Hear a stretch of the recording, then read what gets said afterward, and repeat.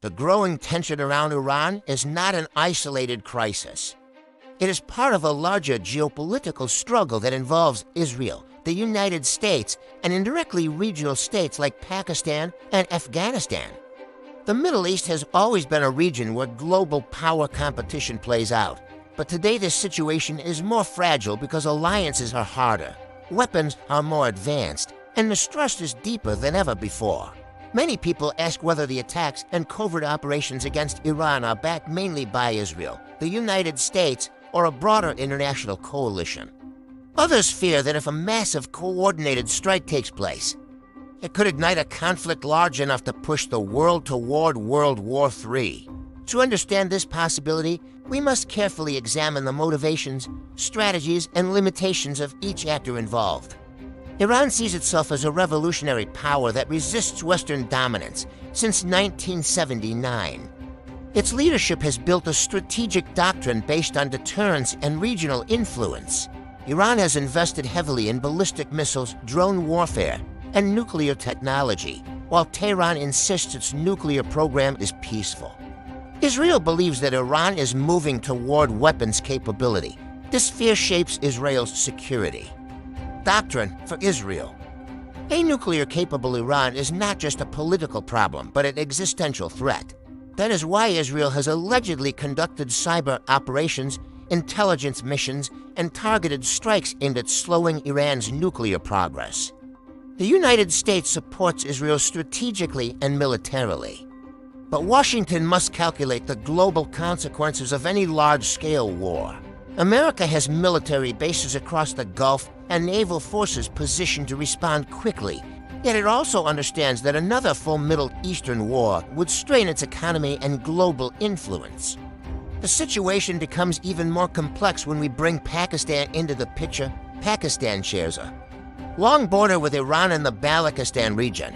In recent years, tensions have flared because both countries accuse militant groups of operating from each other's territory. Cross-border strikes have occurred, showing how fragile the security environment is if a massive U.S. or Israeli strike targets Iran's military or nuclear infrastructure. The shockwaves could destabilize border areas, militants might exploit the chaos, and refugee movements could increase.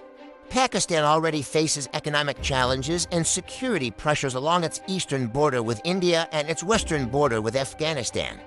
Islamabad's leadership would likely aim for neutrality while strengthening border security and urging diplomatic restraint. Pakistan cannot afford to be drawn directly into a confrontation between larger powers. Afghanistan adds another unpredictable element.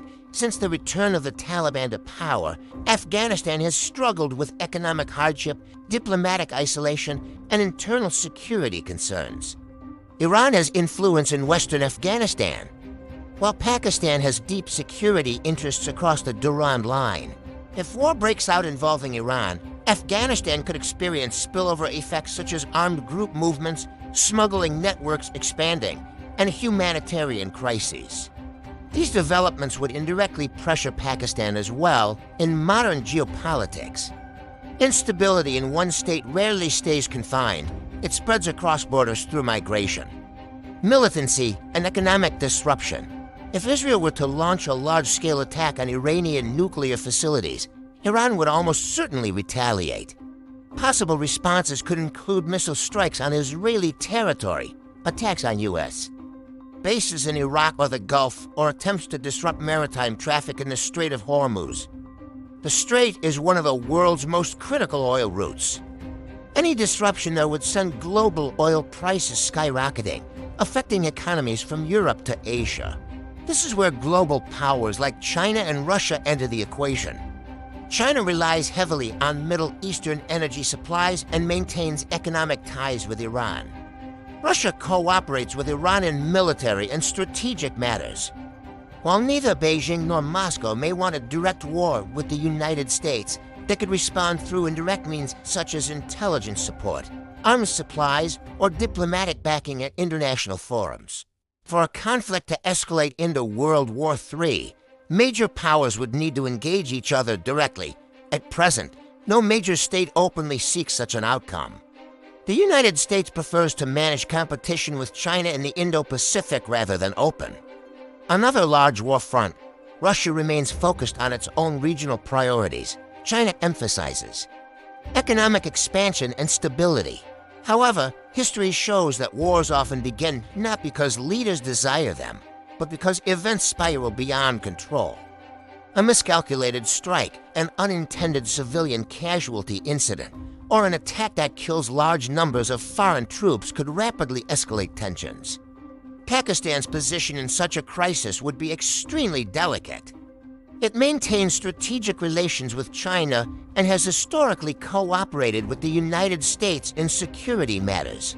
At the same time, it seeks stable ties with Iran to ensure border security and regional trade. If conflict spreads, Pakistan would likely prioritize protecting its territory, securing its borders, and preventing internal unrest. Afghanistan, facing its own fragility, would struggle to prevent militant exploitation of regional chaos. In this way, even if Pakistan and Afghanistan are not direct combatants, they could suffer serious consequences from a wider war. The possibility of World War III remains low, but not impossible. The global system today is interconnected through trade, energy markets, and financial networks. A war in the Middle East would not remain local.